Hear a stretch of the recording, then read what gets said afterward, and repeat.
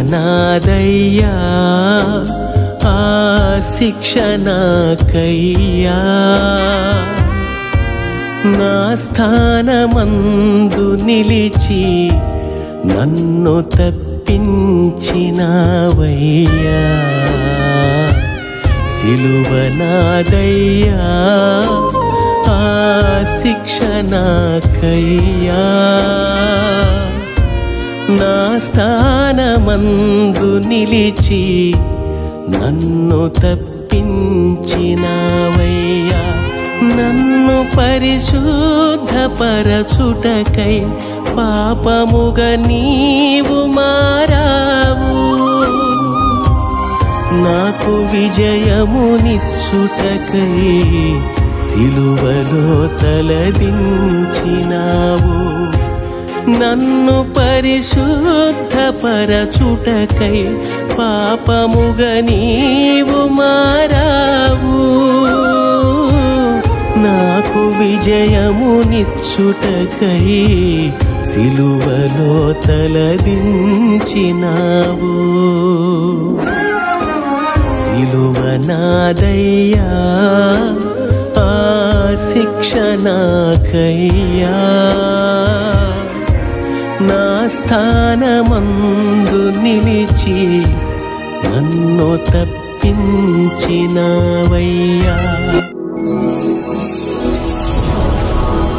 కాలయాపన లేకుండా దేవుని వాక్యాన్ని చదువుకొని చిన్న ప్రార్థనతో మన ధ్యానాన్ని మనం ఆరంభించుదాం.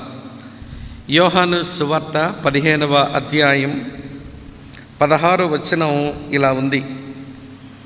మీరు నన్ను ఏర్పరచుకొనలేదు, మీరు నా పేరట తండ్రిని ఏమి అడుగుదురో అది ఆయన మీకు అనుగ్రహించున్నట్లు మీరు వెళ్ళి ఫలించుటకును మీ ఫలము నిలిచి ఉండుటకును నేను మిమ్మను ఏర్పరచుకొని నియమించితిని.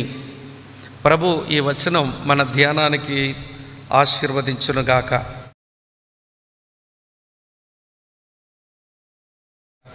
మా ప్రియమైన తండ్రి, మీకు వందనాలు చెల్లిస్తున్నాము. ఈ భూమి మీద ఇంకా మేము సజీవులుగా ఉన్నాము అంటే అది కేవలము నీ విశేష కనికరము తప్ప మా శక్తి సామర్థ్యాలు కానే కావు అని ఒప్పుకుంటూ మీ సన్నిధికి మేము చేరి వస్తున్నాం. నీ దాసుని హృదయంలో మీరు పెట్టిన భారమును బట్టి సంఘము, విశ్వాసులు ఆధ్యాత్మికంగా వారు పురుగొల్పు నొందాలి అన్న ఆశతో వారు ఏర్పాటు చేసిన ఈ 3 దినాల విశ్వాస కూడికల్లో ఒక దినం మా మీద నుంచి దొర్లింది. మరో దినం నీ సహాయాన్ని కోరుతున్నాం. నీ వాక్యం వెల్లడగుట తోడనే వెలుగు కలుగును అని మీరు చెప్పారు కనుక నీ వాక్యం ఈ స్థలము నుంచి వెల్లడగుతూ ఉండగా అనేకుల హృదయాలలో మీరు వెలుగు పుట్టించమని, మెట్టుకుని సంకల్పాలు మా అందరి జీవితంలో నెరవేర్చమని, మహిమ, ఘనత, ప్రభావాలు మీకే ఆరోపిస్తూ మీ దీవెన కోరుతూ, అలాగనే నా వెనుక నీ పక్షంగా నిలబడనయున్న నీ దాసును కూడా మీరు బలపరిచి అభిషేకించి వాడుకునమని, మెట్టుకు ఈ మందిరములో మీరుంచిన మీ ఆత్మ సంచారం కొరకై మీకు స్తోత్రాలు చెల్లిస్తూ మా సహోదర సహోదరులందరినీ పేరు పేరు వరుసన మీరు ఆశీర్వదించి దీవించి వర్ధిల్ల చేయమని యేసుక్రీస్తు వారి నామంలోనే స్తోత్రాలు చెల్లించి అడిగి వేడుకొని ప్రార్థిస్తున్నాము తండ్రి. Amen, amen. ప్రభునందు ప్రియ స్నేహితులారా, మనుషులు మరణించక మునుపు చెప్పే మాటలకు చాలా విలువ ఉంటుంది. మనుషులు మరణించక మునుపు చెప్పే మాటలకు చాలా విలువ ఉంటుంది. కారణం, ఆ మాటలు వారి అనుభవంలో నుంచి వస్తాయి. ఆ మాటలు వారి వెనుక వచ్చిన తరానికి ఏవో ప్రయోజనాన్ని చేకూరుస్తాయి. కనుక మనుషులు పలికే చివరి మాటలకు మనుషులు చాలా ప్రాధాన్యత ఇస్తారు. అలాగనే దేవుడు కూడా మనుషులు పలికే చివరి మాటలకు చాలా గౌరవం ఇచ్చాడు. మనుషుల సంగతి జ్ఞాపకం చేస్తాను. ఎవరైనా మరణించబోతున్నారనుకోండి, వారికున్న బంధుమిత్రాదులను పిలిపిస్తారు. ఎందుకు ఆ సమయంలో త్వరగా రమ్మని పిలుస్తారు అంటే, చనిపోబోయే వ్యక్తి యొక్క చివరి మాటలు వినడానికి. కనుక వచ్చేవారు వస్తారు, చనిపోయే వ్యక్తి చెప్పే చివరి మాటలు వింటారు. ఒకవేళ వాళ్ళు రావటం ఆలస్యం అయ్యింది, ఈలోగానే ఆ వ్యక్తి చనిపోయాడు అనుకోండి, అప్పుడు వచ్చినటువంటి వారు ఇలాగా శోకాలు పెట్టి ఏడుస్తూ ఉంటారు. ఉదాహరణకు, అమ్మగారు చనిపోయారు, కూతురు ఆలస్యంగా వచ్చింది. ఇప్పుడు చనిపోయిన అమ్మ మీద పడి ఎలా ఏడుస్తుందంటే, అమ్మా నాతో ఒక్క మాటైనా చెప్పకుండా వెళ్ళిపోయావా అని ఏడుస్తుంది. ఎందుకంటే అమ్మ యొక్క చివరి మాట ఈ అమ్మాయికి కావాలట. మంచి కూతురైతే అమ్మ యొక్క చివరి పలుకులు నా చెవిట్లో పడితే బాగుండును అని అనుకుని ఏడుస్తుంది. కొంతమంది పాడు కూతుర్లు ఉంటారు, ఈవిడ కూడా ఏడుస్తుంది. ఎందుకు ఏడుస్తుంది అని అంటే, అవే మాటలు, అమ్మ ఒక మాట అయినా చెప్పకుండా వెళ్ళిపోయావా అని. ఏ మాట చెప్పాలి అంటే, ముక్కులోని ఎక్కడ పెట్టిందో, చెవిలోని ఎక్కడ పెట్టిందో, మెడలోని ఎక్కడ పెట్టిందో, ఒక ముక్కైనా చెప్పకుండా పోయింది, మొదనష్ట ముసలది అని ఏడుస్తూ ఉంటుంది. సరే, మంచి కూతురికి చివరి మాటలు కావాలి, చెడ్డ కూతురు కూడా చివరి మాటలు కావాలి. కొడుకులైన అంతే. తండ్రి చచ్చిపోబోతున్నాడు అనుకోండి, నాన్న ఒక మాట అయినా నువ్వు నాతో చెప్పకుండా వెళ్ళిపోయావని ఏడుస్తాడు. అదే పాడు కొడుకు అనుకోండి, నాన్న ఒక మాట అయినా చెప్పకుండా వెళ్ళిపోయావా అని ఏడుస్తాడు. కానీ వీడేడుపు ఎందుకంటే, దస్తావేజులు ఎక్కడ పెట్టాడో, ఎవరికి ఎంత డబ్బులు అప్పిచ్చాడో, ఎక్కడెక్కడ డబ్బు దాచాడో, ఒక మొక్కైనా చెప్పకుండా పోయాడు ఈ ముసలోడు అని ఏడుస్తాడన్నమాట. సరే, మంచోళ్ళకైనా చెడ్డోళ్ళకైనా మరణించబోయే వ్యక్తి దగ్గర నుంచి చివరి మాటలు వినడం చాలా ప్రాముఖ్యమైన మనుషులు ఎంచుతాం కదా. దేవుడు కూడా మనుషులు పలికిన చివరి మాటలకు ఎంత గౌరవం ఇచ్చాడో బైబిల్ దానికి సాక్ష్యం ఇస్తుంది. ఉదాహరణకు, మీరు ద్వితోపదేశ కాండం మీరు గమనిస్తే ప్రియులారా, ఆ చివరి అధ్యాయాల్లో మోషే పలికిన చివరి మాటలు ఇశ్రాయేలు ప్రజల కొరకు ఉంటాయి. ఆ మాటలన్నీ కూడా పరిశుద్ధాత్మ దేవుడు భలే చక్కగా గ్రంథస్థం చేశాడు. అవన్నీ మనం ద్వితోపదేశ కాండం 33వ అధ్యాయంలో చూస్తాం. ఇది మోషే ఇశ్రాయేలు ప్రజల కొరకు పలికిన చివరి మాటలు. అలాగనే ఆదికాండం 49వ అధ్యాయం అనుకోండి, యాకోబు తన కుమారుల కొరకు పలికిన చివరి మాటలు. ఇట్లా బైబిల్లో చివరి మాటలకు ఒక విశేషం ఉంది అని చెప్పడానికి ఉపోద్ఘాతంగా ఈ మాటలు చెప్తున్నాను. సరే, ఇప్పుడు నేను చెప్పబోయే సంగతి ఏంటనంటే, యోహాను సువార్త 13వ అధ్యాయం దగ్గర నుంచి యోహాను సువార్త 17వ అధ్యాయం వరకు, అంటే మన ప్రభు అయిన యేసుక్రీస్తు వారు ఆయన గెత్సెమనే తోటకు వెళ్ళి ఆ రాత్రి ఆయన అప్పగించబడక మునుపు వరకు తన శిష్యులతో పలికినటువంటి చివరి మాటలు అవి చాలా ప్రాముఖ్యతను సంతరించుకున్నాయి. ఆ చివరి మాటలకు మేడగది సంభాషణ, అప్పర్ రూమ్ డిస్కోర్స్ అని అన్నారు. 13వ అధ్యాయం దగ్గర నుంచి మన 17వ అధ్యాయం ఆయన ప్రార్థన వరకు తన శిష్యుల ముందు తన ప్రభు చెప్పిన మాటలు చాలా విశేషమైన మాటలు ప్రభు చెప్పాడు. ఇక వీరిని విడిచిపెట్టి నేను వెళ్ళిపోబోతున్నాను, తర్వాత వీరు ఎలా జీవించాలి, ఈ భూమి మీద ఎలాగ వీరు ఒకరితొకరు బ్రతకాలి, వీరు ఎలాగ నా తండ్రి యొక్క చిత్తాన్ని వీరు నెరవేర్చాలి, వీరు ఎలాగన నా సువార్తను ప్రపంచమంతటికి వీళ్ళు తీసుకుని పోవాలి, ఒక గొప్ప దర్శనంతో, గొప్ప భారంతో, గొప్ప ఆశతో ఆయన నియమించుకున్నటువంటి ఏర్పరచుకున్న ఆ శిష్యులకు ప్రభు చెప్పిన చివరి మాటలే యోహాను సువార్త 13వ అధ్యాయం నుంచి 17వ అధ్యాయం వరకు. అందులో ఒక కీలకమైన మాట ఈ సభలకు ముఖ్య వచనమైంది, ఈ విశ్వాసుల సదస్సుకు ముఖ్య వచనమైంది. అదే యోహాను సువార్త 15వ అధ్యాయం 16వ వచనం. ప్రభు అప్పగించబడక మునుపు, అనగా ప్రభు మరణించక మునుపు తన శిష్యులతో ఆయన చెప్పుకున్న ఈ మాట ఈరోజు ఈ 3 దినాలకు అందులోంచి మనకు కొన్ని సందేశాలు వినబడనై ఉన్నాయి. ఇప్పటికే 3 సందేశాలు విన్నాం. ఈరోజు ఈ పూట మరొక సందేశం వినడం ఆరంభిస్తున్నాం. సరే, అటువంటి ముఖ్య వచనంలోంచి ఈ పూట నేను మీకు చెప్పాలి అనుకున్న సంగతి ఏంటనంటే, దేవుని లేక యేసుని ఏర్పాటులో మనం ఎవరం అది ముందు మనకు తెలియాలి. యేసుని ఏర్పాటులో మనం ఎవరం ఇది ముందు మనకు తెలియాలి. నిన్నటి రోజున మనం ఎందుకు ఏర్పరచబడ్డామో, పరిశుద్ధంగా జీవించే జనము గుండేందుకు, మనం ప్రభు కొరకు ఫలమును ఫలించేందుకు, అలాగనే ప్రభు యొక్క పరిచర్య చేసేందుకు మనము ఏర్పరచబడ్డాము అని అన్న నిన్నటి రోజున మీకు సందేశం ఇచ్చారు. నేను ఈ పూట మీకు చెప్పనయ్యున్న సందేశం ఏంటనంటే, అసలు యేసుని ఏర్పాటులో మనం ఎవరం అది మనకు అర్థమైందా అన్నదే నా ప్రశ్న. ప్రియులారా, యేసుని ఏర్పాటులో మనం ఎవరమో మనకు అర్థమైతే మనకున్న ఆధిక్యతలు అర్థమవుతాయి, మనకున్న బాధ్యతలు మనకు అర్థమవుతాయి. మనం నమ్మిన దేవుడు మనకు ఆధిక్యతలను ఇచ్చేవాడు, అలాగనే బాధ్యతలు కూడా ఇచ్చేవాడు. ఆధిక్యతలను అనుభవించాలి, బాధ్యతలను భరించాలి. చాలామందికి ఎట్లుంటుందంటే, ఆధిక్యతలు ఎంత బాగా అనుభవిస్తారు కానీ బాధ్యతలు భరించాలంటే చాలా కష్టం. అందుకే ఒక దేవుని సేవకుడు ఇలాగ అన్నాడు, ఆధిక్యతలను అనుభవించి బాధ్యతలను విస్మరించేవాడు బరితిగించినోడు అన్నాడు. వీళ్ళకి ఎంతసేపు ఆధిక్యతలే కావాలి కానీ బాధ్యతలు వీళ్ళకి అక్కరలేదు, ఇలాంటి వారు బరితిగించిన క్రైస్తవులు అన్నాడు.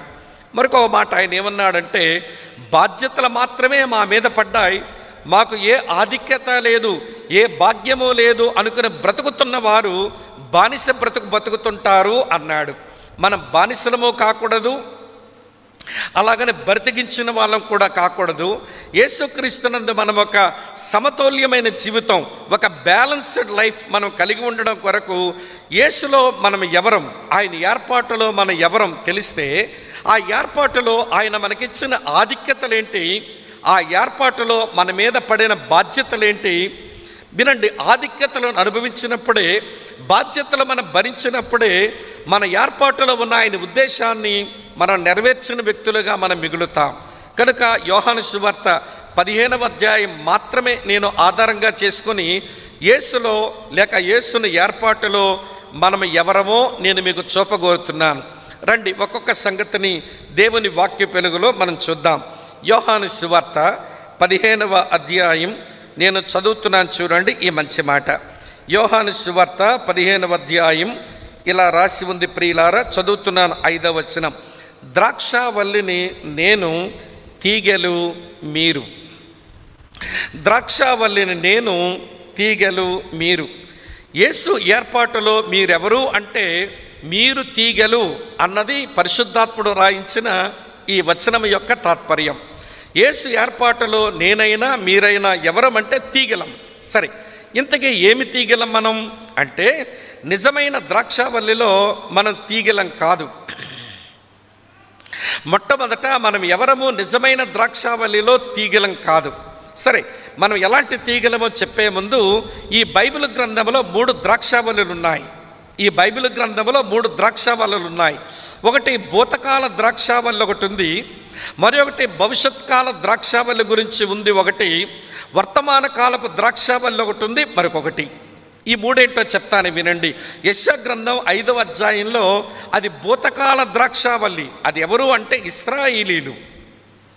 ఐగుప్తు దేశము నుంచి వారిని పెరిగి తెచ్చాడు, కనాను దేశంలో వారిని నాటాడు, వారు ఫలించాలని ఆయన ఎదురు చూచాడు, కానీ వారు కారు ద్రాక్షల కాసి ఆయనను బాధ పెట్టారు.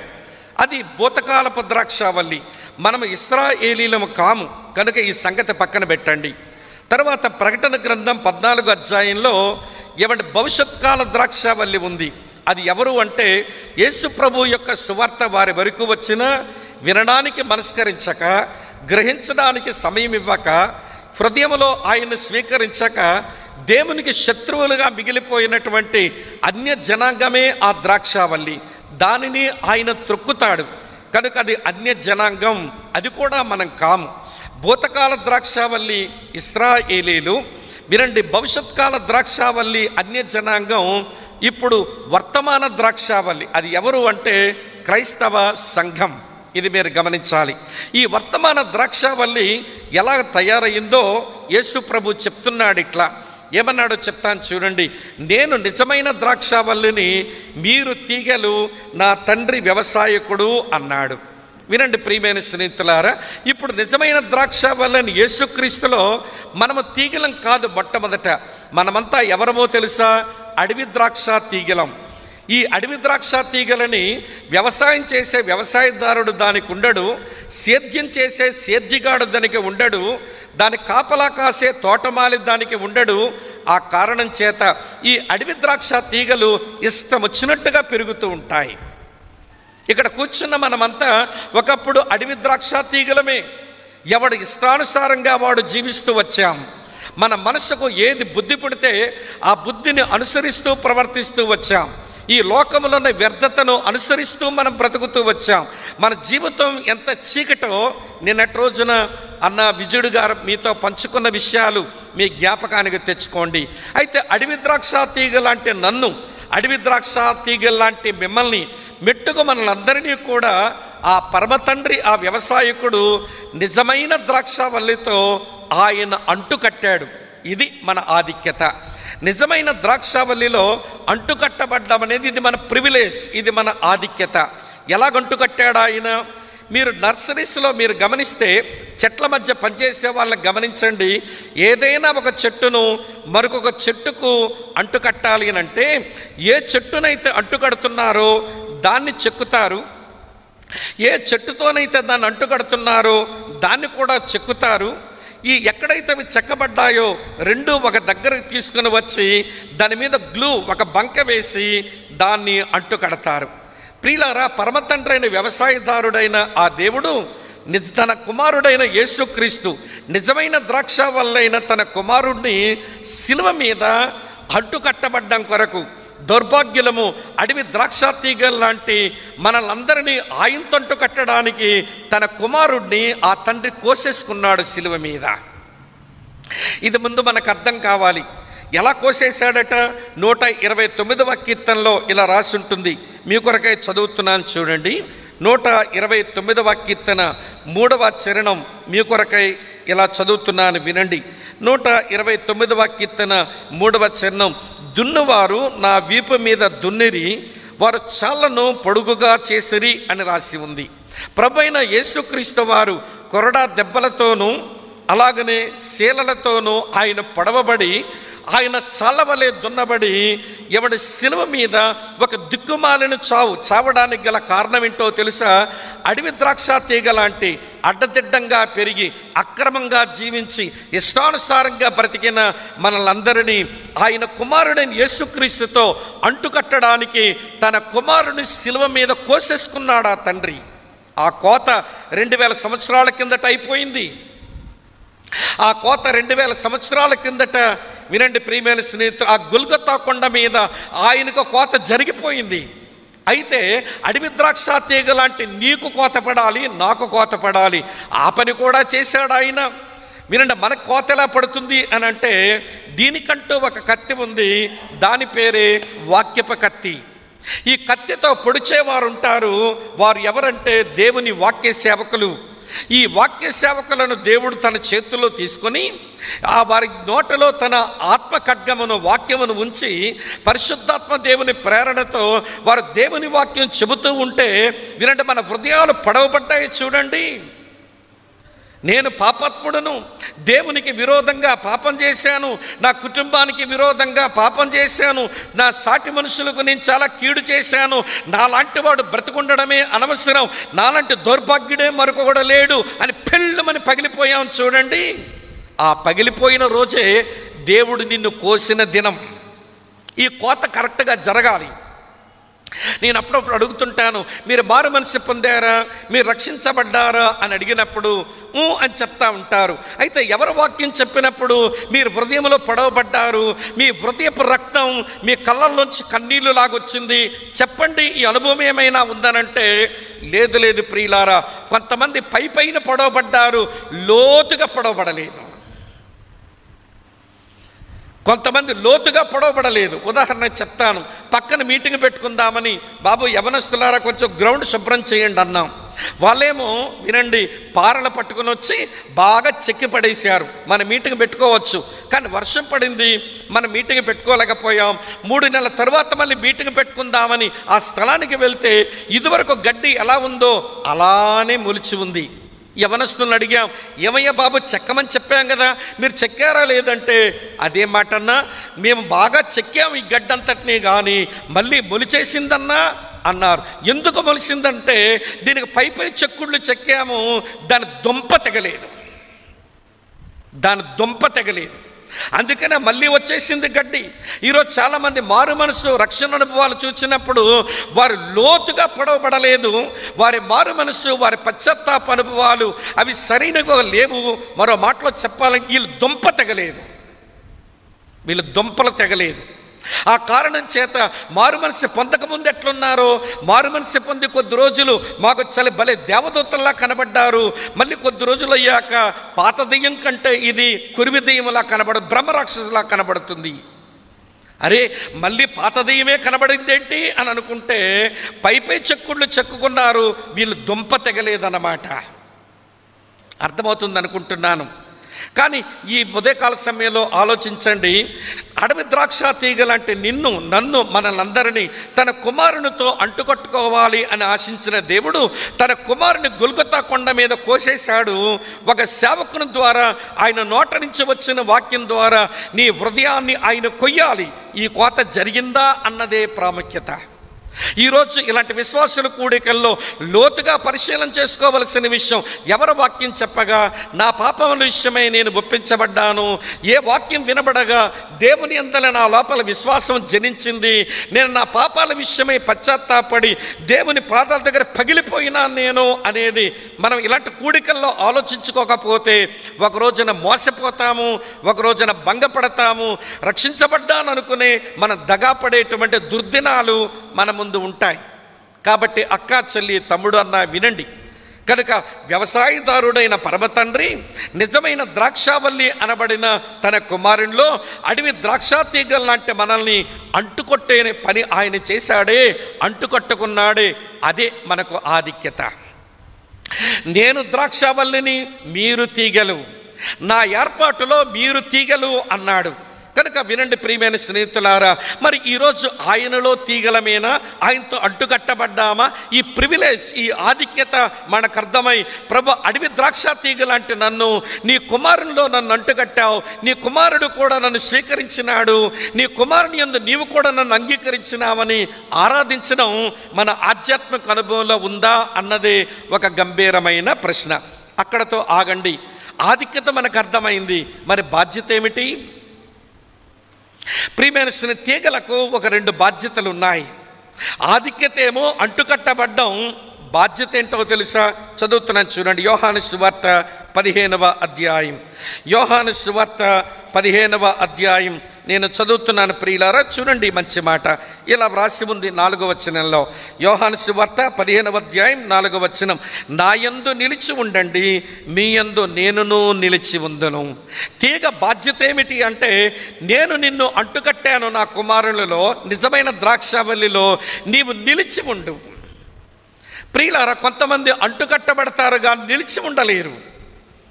కొంతమంది అంటుకట్టబడతారు కానీ వారు నిలిచి ఉండలేరు. ఇప్పటికే ఒక తీగ కత్తిరించబడిపోయింది.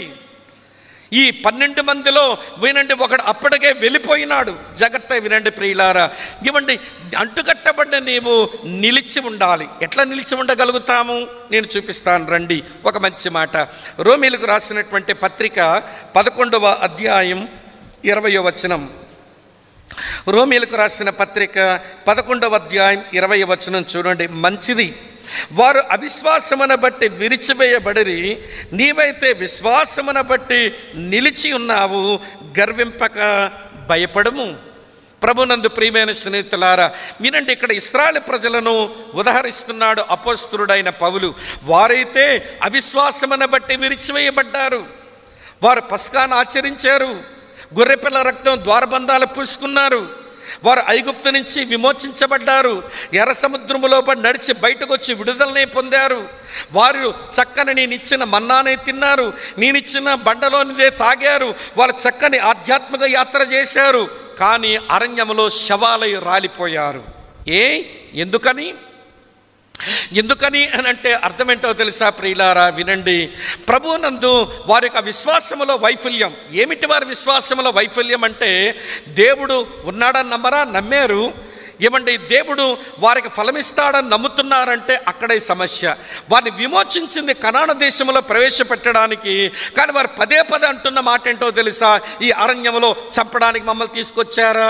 ఈ అరణ్యములో మమ్మల్ని చంపడానికి తీసుకొచ్చారా? ఐగుప్తుల్లో సమాధులు లేవనుకుంటున్నారా అని దేవుని ప్రణాళికలను వారు విశ్వసించలేదు. విశ్వాసం అంటే దేవుని వ్యక్తిత్వం నమ్మడమే కాదు, దేవుని ప్రణాళికలను కూడా నమ్మడం చేత కావాలి. ఆనాడు ఇశ్రాయేలు ప్రజలకున్న విశ్వాసములో లోపం, వారి విశ్వాసానికి పట్టిన జబ్బు అదేంటో తెలుసా? దేవుని వ్యక్తిత్వాన్ని నమ్ముతున్నారు, కానీ దేవుని ప్రణాళికలను వారు నమ్మడం లేదు. అందుకనే దేవుని మీద శనిగారు, దేవుడు ఏర్పాటు చేసిన సేవకుల మీద శనిగారు. అరణ్యములో వారు శవాలై రాలిపోతున్నారు. అరణ్యం ఒక శ్మశాన వాటికైపోయింది. మోషే నడిపింపులో వారు ప్రయాణం చేసిన అరణ్యం ఒక శ్మశాన వాటికగా మారిపోయింది ఆ రోజుల్లో. నేను మాట మీకు ఎందుకు జ్ఞాపకం చేస్తున్నానో తెలుసా? పౌలు భక్తుడు అంటున్నాడు, వారైతే అవిశ్వాసము చేత విరిచివేయబడ్డారు, మీరైతే విశ్వాసమును బట్టి నిలిచి ఉన్నారు, గర్వించక భయపడుతూ బతకండి అన్నాడు. కనుక నిలిచి ఉండడం ఎలా సాధ్యపడుతుందనంటే ఒకే ఒక్క మాట వినండి, విశ్వాసమును బట్టి నిలిచి ఉండగలం. ఈ రోజున క్రైస్తవులకు అన్ని విషయాల్లో భలే శ్రద్ధ ఉంటుంది, కానీ ప్రభువు మీద వారు నిలిపిన విశ్వాస విషయమై సరైన శ్రద్ధ వహించక మన విశ్వాసానికి జబ్బు పట్టినా పెద్ద పట్టించుకోము, మన విశ్వాసం అణగారిపోతున్నా పెద్ద పట్టించుకోము, మన విశ్వాసం అభివృద్ధి చెందకపోయినా పెద్ద పట్టించుకోము, మన విశ్వాసం కాస్త అల్ప విశ్వాసం అయిపోతున్నా పెద్ద పట్టించుకోము, మన విశ్వాసం ప్రభు ఆశించిన గొప్ప విశ్వాసం స్థాయికి రాకుండా స్తంభించిపోయినా పెద్ద మిగిలినవన్నీ పట్టించుకుంటాం. ఒంటికి జబ్బులు వచ్చాయి పట్టించుకుంటాం, ఇంటిలో ఆర్థిక వనరులు లేవు పట్టించుకుంటాం, ఎదురవుతున్న సమస్యలు పట్టించుకుంటాం. కానీ అన్నిటికీ ప్రధానమైన ఈ విశ్వాసమును గూర్చిన పట్టింపే నేటి క్రైస్తవ్యానికి లోపిస్తూ ఉంది. అందుకనే భక్తులకు హెచ్చరిక చేశాడు. హెచ్చరిక చూపిస్తాను చూడండి. హెబ్రీలకు రాసిన పత్రిక 3వ అధ్యాయం 12వ వచనములో ఇలా ఉంది. హెబ్రీ పత్రిక 3:12 చూడండి. సహోదరులారా, జీవము గల దేవుని విడిచిపోవునట్టి విశ్వాసము లేని దుష్ట హృదయం మీలో ఎవని అందైనను ఒకవేళ ఉండునేమో అని జాగ్రత్తగా చూసుకోండి. ప్రియ అక్క, ప్రియ చెల్లి, తమ్ముడు, అన్న వినండి. అడవి ద్రాక్ష తీగలు లాంటి మనల్ని పరమతండ్రి అయిన వ్యవసాయదారుడు నిజమైన ద్రాక్షావల్లి అనబడిన తన కుమారునితో అంటుకట్టాడు. ఆయనలో ఆయనతో అంటుకట్టబడ్డం ఇది మనకు దేవుడిచ్చిన భాగ్యం. అయితే అదే సమయంలో మన బాధ్యత ఏంటనంటే విశ్వాసముతో ఆయనలో నిలిచి ఉండడం. ఇది మన బాధ్యత. ఈ రోజున విశ్వాసుల సదస్సులో ఒక మంచి విశ్వాసిగా క్రీస్తులో అంటుకట్టబడ్డాను, విశ్వాసముతో నేను ఆయన నిలిచి ఉండాలి అనేటువంటి ఆరాటం, అలాంటి ప్రియుల ఆశ దేవుని పిల్లలమైన మనకు తప్పనిసరి. ఒకవేళ ఈ ఆశ లేకపోతే, విశ్వాసముతో నువ్వు ఆయన నిలిచి ఉండకపోతే నువ్వు బాధ్యతను విస్మరించిన ఒక వ్యక్తిగా కనబడతావు. కనుక ఆయన ఏర్పాటులో నీవు తీగవు, మనమంతా తీగలం. మన బాధ్యతను మనం విస్మరించి బ్రతకూడదు. ఇది ఒక బాధ్యత. రెండో బాధ్యత ఏమన్నాడో చూపిస్తాను చూడండి. ఇదే యోహాను సువార్త 15వ అధ్యాయం 8వ వచనంలో, ఇదే యోహాను సువార్త 15వ అధ్యాయం 8వ వచనంలో, మీరు బహుగా ఫలించుట వలన నా తండ్రి మహిమపరచబడును అన్నాడు. ఈ వచనం, ఈ మాట మనకేమి నేర్పిస్తుందనంటే, మీ మీదున్న మరో బాధ్యత ఏంటో తెలుసా? మీరు ఫలించాలి. ప్రభునందు ప్రియమైన స్నేహితులారా, ఈ వచనం నాకు బాగా ఇష్టమైన వచనం. నిన్న ప్రకాశన్న కూడా దారిలో మేము మాట్లాడుకున్నాం ఈ వచనం. రోమాపత్రిక 7వ అధ్యాయం 4వ వచనంలో ఉంటుంది. చదువుతాను చూడండి. కావున నా సహోదరులారా, మనము దేవుని కొరకు ఫలమును ఫలించినట్లు మృతులలో నుండి లేపబడిన క్రీస్తు అని వేరొకని చేరుటకై మీరును ఆయన శరీరము ద్వారా ధర్మశాస్త్రం విషయమై మృతులైతిరి అన్నాడు. నా సహోదరులారా, మన దేవుని కొరకు ఫలమును ఫలించినట్లు మృతులలో నుంచి లేపబడిన వేరొకరిని చేరుకున్నాం, కొత్త పురుషుణ్ణి చేరుకున్నాం. మన పాత పురుషుడు, వినండి ప్రియులారా, చేదైన ఫలాలే పండించాడు. అదే మన ప్రాచీన స్వభావం, అదే మన పాప పురుషుడు, అదే మన యొక్క ప్రాచీన స్వభావం. దాంట్లో నుంచి ప్రియులారా మనం చేదైన ఫలాలే దేవునికి అందించాం. కానీ దేవుడు ఇప్పుడు మనల్ని క్రీస్తులో అంటుకట్టిన కారణం చేత ఇప్పుడు మనం దేవుని కొరకు ఫలమును ఫలించాలి. ఆ ఫలాల సంగతి మధ్యాహ్నంలో ఒక ప్రాక్టికల్గా ఒక వర్తమానం చెప్పినప్పుడు మీతో చెబుతాను. కానీ ఇప్పుడు అయితే మన బాధ్యత ఏంటో తెలుసా? తీగలగా నేను ఆయనలో నిలిచి ఉండాలి. నేను తీగగా నేను ఆయనలో ఉండి ఫలించాలి. నేను దేవుని కొరకు నేను ఫలమును ఫలించాలి. ఆ దేవుడు తన కుమారునిలో నన్ను ఐక్యం చేశాడు, ఆయనలో నన్ను అంటుకట్టాడు. ఆయనలోంచి వచ్చిన జీవపు జిగురు, ఆయనలోంచి వచ్చిన శాప్, ఆయనలోంచి వచ్చిన జీవాన్ని వినండి, ఆ ద్రాక్షవల్లి నాలోనికి పంప్ చేస్తూ ఉంటుండగా ఆ జీవాన్ని తీసుకొని నేను ఆయన కొరకు నేను ఫలించాలి. ఇది నా బాధ్యత. కనుక యేసుని ఏర్పాటులో మీరెవరు అంటే మనమంతా చెప్పవలసిన మాట, ఆయన ఏర్పాటులో మేము తీగలము, మేము ఆయనలో అంటుకట్టబడ్డం. ఈ దేవుడు మాకిచ్చిన భాగ్యం. మేము ఆయనలో నిలిచి ఉండి ఆయన కొరకు మేము ఫలించడం, ఇది మా బాధ్యత అనే విషయం మనం విస్మరిస్తే మన మూలవాక్యం మనకి ఇంకా సరిగా అర్థం కాలేదు అని చెప్పాల్సి ఉంటుంది. ఇంతకంటే వివరించలేను. ఇంకొక తలంపులోనికి వెళతాను. కొంచెం కిందికి రండి.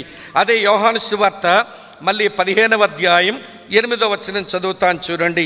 మీరు బహుగా ఫలించుట వలన నా తండ్రి మహిమపరచబడును. ఇప్పుడే చదివేశాను, అది నేను చెప్పడం లేదు ఇప్పుడు. తర్వాత చూడండి, ఇందుకు వలన మీరు నా శిష్యులగుదురు అన్నాడు. నేను ద్రాక్షావల్లిని, మీరు తీగలు, నా ఏర్పాటులో మీరు తీగలు అన్నాడు మొదటి మాట. రెండో మాట ఏమంటున్నాడో తెలుసా? మీరు నా ఏర్పాటులో మీరు శిష్యులు, నేను మీకు గురువును అన్నాడు. నా ఏర్పాటులో మీరు నా శిష్యులు అన్నాడు. ప్రియులారా, ఆయన భూమి మీద ఆయన పరిచర్య ఆరంభించినప్పుడు పరలోక రాజ్యం సమీపించి ఉంది, సువార్తను నమ్మండి, నన్ను వెంబడించండి, మిమ్మల్ని మనుషుల పట్టు జాలర్లుగా చేస్తాను అని ఆ శిష్యులకు పిలుపునిచ్చి వినండి తను వెంబడించే వాళ్ళగా చేసుకున్నప్పుడే వినండి ఆయన శిష్యులుగా ఉండడానికి ఆయన ఇచ్చిన పిలుపుంది చూడండి. ఈ పిలుపే మనకు దొరికిన ఆధిక్యత. ఆయన శిష్యులుగా ఉండడానికి ఆయన ఒక పిలుపునిచ్చాడే, ఆ పిలుపే మన ఆధిక్యత. ప్రభునందు ప్రియమైన స్నేహితులారా వినండి, ఆయన పిలిచిన పిలుపు ఇది ఒక ప్రివిలేజ్, ఇది ఒక ఆధిక్యత, ఇది భాగ్యం అనే విషయాన్ని మనం విస్మరిస్తే ప్రపంచంలో చాలామంది ఉన్నారు, కానీ ఆయన పిలిచిన పిలుపు మన వరకు చేరింది. ఆ పిలుపు ఆయన కృపను బట్టే వచ్చింది. ఆ పిలుపు కాస్త మనకు గ్రహించుకునే భాగ్యం దొరికింది. పరిశుద్ధాత్మ దేవుడు పిలుపుకు స్పందించడానికి మనకు సహాయపడగా ఆ పిలుపుకు మనం స్పందిస్తూ వచ్చాం. ఈ పిలుపు కృపను బట్టి వచ్చిందే కానీ నీ కులమును బట్టో, నీ జాతిని బట్టో, నీ బంధు బలగమును బట్టో, నీకున్న ఆస్తిపాస్తులను బట్టో, నీకున్న జ్ఞానమును బట్టో వచ్చింది కాదు. అందుకే పౌలు మాట అన్నాడు. గలతీయులకు రాసిన పత్రిక 1వ అధ్యాయం 6వ వచనంలో ఉంటుంది. పిలుపు ఎలా వచ్చిందో చెప్పాడు. నేను చదువుతాను చూడండి ప్రియులారా. గలతీయులకు రాసిన పత్రిక 1వ అధ్యాయం 6వ వచనంలో క్రీస్తు కృపను బట్టి మిమ్మల్ని పిలిచిన వానిని అన్నాడు. ఆయన కృపను బట్టి మనల్ని పిలిచాడు. ఎలా బాగా పిలిచాడో మరో దగ్గర పౌలు ఎలా చెప్పాడు, అది కూడా చూపిస్తాను మీకు. తెస్సలోనికీయులకు రాసిన 2వ పత్రిక 2వ అధ్యాయం 14వ వచనం చూస్తారా? ఇలా ఉంది, మీరు ఎలాగున రక్షింపబడి మన ప్రభువైన యేసుక్రీస్తు యొక్క మహిమను పొందవలనని ఆయన మా సువార్త వలన మిమ్మును పిలిచెను. ఆయన కృపను బట్టి, ఆయన సువార్త వలన ఆయన మనల్ని పిలిచాడు. ఆయన శిష్యులుగా ఉండడానికి మనల్ని పిలిచాడు. ఆయన పిలుపు మన వరకు చేరింది. ఆ పిలుపుకు మనం స్పందించగలిగినాము. ఇది మన భాగ్యం. మంచిది, ఇది మన భాగ్యం. మరి ఇప్పుడు మనం ఎవరమంటే ఆయన గురువు, మనము శిష్యులము అని గమనించాలి. యేసుని ఏర్పాటులో ఆయన గురువు, మనము శిష్యులము అని గమనించాలి. సరే, ఆయన చేత శిష్యులు ఉండేందుకు పిలువబడ్డాము, ఇది మన భాగ్యమే, నో డౌట్, అందులో సందేహమే లేదు. మరి మనం ఏదైనా బాధ్యతలు ఏమిటి? ఇప్పటికే యేసుక్రీస్తు ప్రభు యోహాను సువార్తలో శిష్యులుగా వారి యొక్క బాధ్యతను భలే బాగా ఇదివరకు 2 సార్లు జ్ఞాపకం చేశాడు. ఒకసారి చూపిస్తాను, ఇదే సువార్తలో చూడండి. యోహాను సువార్త 8వ అధ్యాయం. యోహాను సువార్త, ఈ స్టడీని కొంచెం మీ మనసులో పెట్టుకోవాలని కోరుతున్నాను. యోహాను సువార్త 8వ అధ్యాయం 31వ వచనం చూడండి. కాబట్టి యేసు తనను నమ్మిన యూదులతో, మీరు నా వాక్యమందు నిలిచిన వారైతే నిజముగా నాకు శిష్యులై ఉండి సత్యమును గ్రహించెదరు, అప్పుడు సత్యం మిమ్మను స్వతంత్రులుగా చెయ్యును అని చెప్పగా అని మనం చూస్తాం. ఆయన గురువు, మనం శిష్యులుగా ఉండేందుకు మనల్ని పిలిచినాడు. మరి శిష్యులుగా మన బాధ్యత ఏమిటి అని అంటే, ఇక్కడ కనబడుతున్న మాట, ఆయన వాక్యమందు నిలిచి ఉండాలి. కంటిన్యూయింగ్ ఇన్ హిజ్ వర్డ్, ఆయన వాక్యములో నిలిచి ఉండాలి. ప్రభునందు ప్రియులారా, ఆయన వాక్యములో నిలిచి ఉండడం అంటే ఏమిటి? ఇందాక యేసుపాద మనం ప్రార్థించినట్లుగా వినండి. బోర్లించి ఉన్న రాతి బాణల కాస్త ఏమంటే ఉల్టాగా ఉన్నవి కాస్త తిరగవేయబడి, దాంట్లో ఏదైనా నింపబడ్డానికి అనుకూలతను కనపరిచి, మరియా యేసు పాదాల దగ్గర కూర్చుని దేవుని మాటలు విని నేర్చుకుంటున్నట్టుగా ఆ మనసు మనందరికీ ఉండాలి. వినండి, ఆ మనసు ఉండి ఆయన వాక్యాన్ని స్వీకరించిన తర్వాత ఆ వాక్యాన్ని అవలంబించే వైఖరి ఉండాలి. వాక్యమందు నిలిచి ఉండడం అంటే నాకు ఇలాగ అర్థమైంది. వాక్యమందు నిలిచి ఉండడం అంటే మన వరకు వచ్చిన వాక్యాన్ని ముందు అభినందించడం చేత కావాలి, ఎప్రిషియేట్ చేయాలి. అది దేవుని వాక్యమని అభినందించాలి. దాన్ని అభినందించిన తర్వాత దాన్ని అంగీకరించడం చేత కావాలి. ఇదే దేవుని వాక్యమే, దేవుడు నన్ను ఉద్దేశించే మాట్లాడినాడు అని ఆ వాక్యాన్ని అంగీకరించడం చేత కావాలి. అంగీకరించిన తర్వాత ఆ వాక్యమును ప్రియమైన స్నేహితులు అనువర్తనం చేసుకోవడం చేత కావాలి. అనువర్తనం చేసుకోవడం అని అంటే ఆ వాక్యం ముందుకు మనం వచ్చి నిలబడి ఆ వాక్యములో మనల్ని మనం చూసుకోవాలి, ఎవరినో కాదు. కొంతమంది ఎట్లుంటారో చెప్పనా, వాక్యం వారు ముందుకు వచ్చినప్పుడు వాక్యబద్ధములో వారిని వారు చూసుకోలేరు. మీరు కారులో డ్రైవ్ చేసే వాళ్ళని చూడండి, కారు డ్రైవ్ చేసేవాడిని చూడండి, అతని స్టీరింగ్ పక్కన ఎవరి డోర్ పక్కన బయటకు ఒక అద్దం ఉంటుంది. ఆ ఎడమ చేతి వైపు ఆ డోర్ అవతల మరొక అద్దం ఉంటుంది, నెత్తి మీద కూడా ఒక అద్దం ఉంటుంది. ఈ డ్రైవ్ చేసి ఆయన ఏం చేస్తుంటాడో తెలుసా? రాత్రి మాకు ఒక ఆయన డ్రైవర్ వచ్చాడు, ఆయన బుర్ర తిప్పుతుంటే ఈయన అద్దాల మీద ఎంత బాగా ఆధారపడి డ్రైవ్ చేస్తున్నాడా హైదరాబాద్లో అనిపించింది. ప్రతిసారి ఇటు చూస్తున్నాడు, ఇట్లా చూస్తున్నాడు అన్నమాట. సరే, మంచిది. వినండి, ఇప్పుడు కుడివైపు ఇట్లా చూశాడు అనుకోండి, ఎవడు కనబడతాడు అంటే కుడివైపు నుంచి వచ్చినోడు కనబడతాడు. అలాగే అద్దం చూస్తున్నాడు, అద్దంలో ఎవడు కనబడతాడంటే ఎడమవైపు నుంచి వచ్చినోడు కనబడతాడు. అప్పుడప్పుడు ఇలా పైకెత్తి చూస్తున్నాడు, ఈ అద్దంలో ఎవడు కనబడతాడంటే వెనకాల వచ్చినోడు కనబడతాడు. ఇంతకీ ఈయనకైనా కనబడతాడంటే ఈయనకైనా కనబడ్డావు. ఈ రోజున క్రైస్తవుల మందిరాల్లోనికి వచ్చి దేవుని వాక్యం వినే క్రమంలో కుడి చేతి వైపు ఒక అద్దం, ఎడం చేతి వైపు ఒక అద్దం, నెత్తి మీద ఒక అద్దం. ఈ వాక్యం ప్రకాశాన్ని చెప్పింది నా వెనకలోడికే, ఈ వాక్యం స్వామి బ్రదర్ చెప్పింది నా కుడివైపు కూర్చున్న దానికే, ఈ వాక్యం విజయుడు గారు చెప్పింది నా ఎడమవైపు కూర్చున్న వాళ్ళకి, నాకైతే కాదు. అసలు వాక్యబద్ధంలో చూసుకోవడం అంటే ఎలా ఉంటుందంటే, వినండి, మనం స్నానం చేయడానికో లేకపోతే మొంకడుకోవడానికో వాష్రూమ్లోకి వెళ్తాం, తలుపేసుకుంటాం. వాష్రూమ్లోకి వెళ్ళి తలుపేసుకున్నాం, మన వాష్రూమ్లోకి అద్దం ఉంది, అద్దంలో ఎవడు కనబడతాడంటే నువ్వు అక్కడవే కనబడతావు. అసలు దేవుని వాక్యం ముందుకు వెళ్ళినప్పుడు ఒక వాష్రూమ్లోకి వెళ్ళినట్టుగా, ఒక రహస్యమైన గదిలోకి వెళ్ళినట్లుగా ఆ వాక్యబద్ధంలో మనల్ని మనం చూసుకోవడమే మనకు చేత కావాలి. కానీ నా కుడివైపోడు, నా ఎడం వైపు వాళ్ళు, నా వెనకాల వాళ్ళు, వీళ్ళు చూసే పని మంది కాదు. అందుకే వీళ్ళకి అనువర్తనం చేసుకోవడం రాదు. ఈ వాక్యము నా కొరకే, ఈ జీవము గల వాక్యము నా నిమిత్తమే వచ్చింది అన్న ఆలోచన లేకుండా, వినండి ప్రియులారా, కారు డ్రైవర్ అద్దాలు చూసినట్టుగా చూస్తున్నారు, సీక్రెట్ రూమ్లో వాష్రూమ్లో అద్దం ముందుకు వచ్చినట్టుగా ఈరోజు చాలామంది దేవుని పిల్లలు రాలేకపోతున్నారు. ఇలాంటి వారు వాక్యమందు నిలిచిన వారు అవ్వలేరు. వాక్యమును అభినందించు, వాక్యమును అంగీకరించు, వాక్యమును అనువర్తనం చేసుకో. 4వ మాట, వాక్యమును అన్వయించుకో. ఆ వాక్యము తీసుకుని వచ్చి అన్వయించుకున్నప్పుడు ధ్యానం చేస్తావు. ఏది చేయమంటున్నాడు దేవుడు, ఏది చెయ్యొద్దంటున్నాడు దేవుడు అనే విషయం నీకు అర్థమైనప్పుడు బాగా అప్లై చేసుకుంటున్న వాక్యాన్ని అని అర్థం. ఆ వాక్యాన్ని అన్వయించుకున్న తర్వాత వాక్యమును అవలంబించు లేదా అభ్యాసం చేయి. ఈ 5 అనుభవాలు కలిస్తేనే వాక్యమందు నిలిచి ఉండడం. ఇందులో ఏది కొదవైనా ఏది కొరత వచ్చినా మన వాక్యమందు నిలిచిన శిష్యులం కాలేం. వినండి ప్రియమైన స్నేహితులారా, కొంతమంది వాక్యమును గౌరవిస్తారు, దేవుని వాక్యమేనండి అని, కానీ అంగీకరించరు. ఏమండి, కొంతమంది అనువర్తనం చేసుకోరు, కొంతమంది అన్వయించుకోరు. ఒక 4 సంగతులు జరిగినా కానీ కొంతమంది చివరికి అభ్యాసమే చేయరు. ఇలాంటి వారు వాక్యమందు నిలిచిన శిష్యులు కాదు. క్రీస్తునందు ప్రియమైన సహోదరి స్నేహితులారా, ఈ మధ్యాహ్నపు వేళ ఈ సంగతిని మీరు దయతో గమనించాలని కోరుతా ఉన్నాను.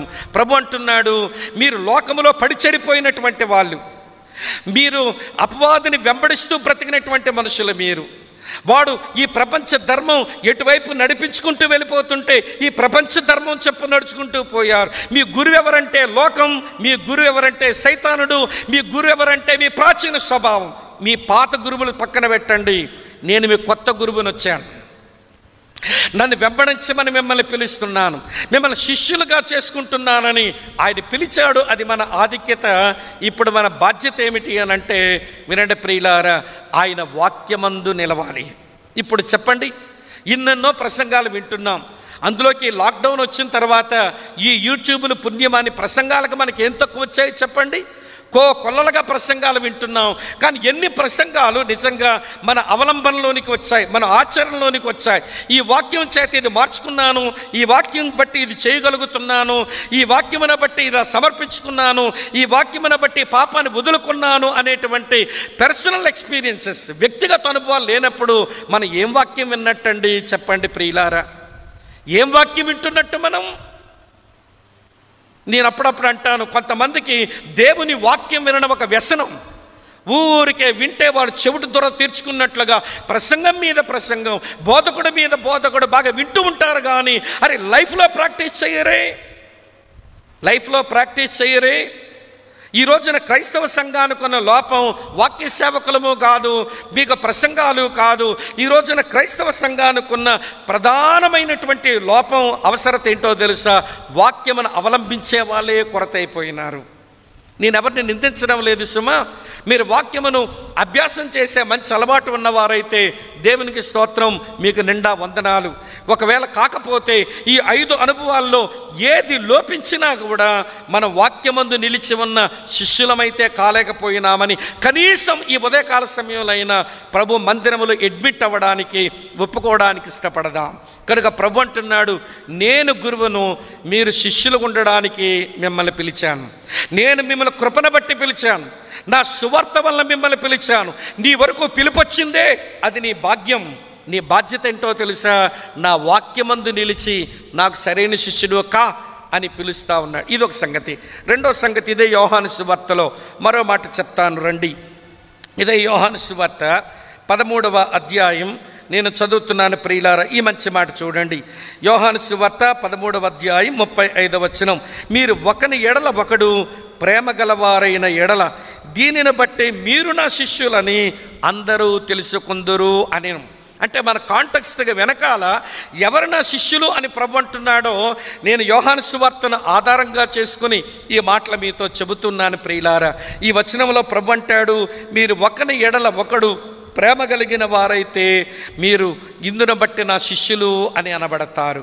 శిష్యుల మీద ఉన్న బాధ్యత ఏంటో తెలుసా? తన తోటి శిష్యులను ప్రేమించాలి. శిష్యుల యొక్క బాధ్యత ఏంటో తెలుసా? తన తోటి శిష్యులను ప్రేమించాలి. నేను తరచుగా మాట అంటాను, అసలు సహజంగా మనం ప్రేమ కలిగిన వాళ్ళమేనా? అసలు అప్పర్ డిస్కోర్స్ అంతా చూడండి, యోహాను సువార్త 13వ అధ్యాయం దగ్గర నుంచి యోహాను సువార్త 17వ అధ్యాయం వరకు ఈ మేడగది సంభాషణ అంతా చూడండి. మేడగది సంభాషణ అంతట్లో కూడా ఉన్న ఒక కనబడని దారం ప్రేమే. ప్రేమ ఉంటే వాడి పాదాల వరకు వంగిపోతావు, ప్రేమ ఉంటే నా ఆజ్ఞలు గైకుంటావు, ప్రేమ ఉంటే మీరు నాలో నిలిచి ఉంటారు, ప్రేమ ఉంటే నా కొరకు మీరు శ్రమ పడతారు, ప్రేమను మీరు ఎరిగితే నేను పంపిస్తే లోకంలోకి పోతారు. ఇదే 13, 14, 15, 16, 17 అధ్యాయాల సారాంశం. ఈ మేడగది సంభాషణలో ప్రభు చెప్పే కీలకమైన అంశం ఏంటో తెలుసా? మీరు ప్రేమ గలవారు కావాలి. సహజంగా మనం అంత ప్రేమ కలిగిన మనుషులం ఎట్లవుతామండి? దుర్మార్గం, కోపం, ద్వేషం, అహంకారం, వినండి ప్రియులారా, పగ, ప్రతీకారం, ఇవన్నీ లోపల పేరుకుపోయిన మనుషులు మనం ప్రేమ కలిగిన మనుషులు ఎట్లా కాగలుగుతాం? నాకు తెలుసు మనం ఎవరమో ప్రేమ కలిగిన వాళ్ళమైతే కాదు. మరి ఎట్లొస్తుందండి ఈ ప్రేమ? ఎంత మంచి మాట, నాకు బలి ఇష్టమైన వచనం అది.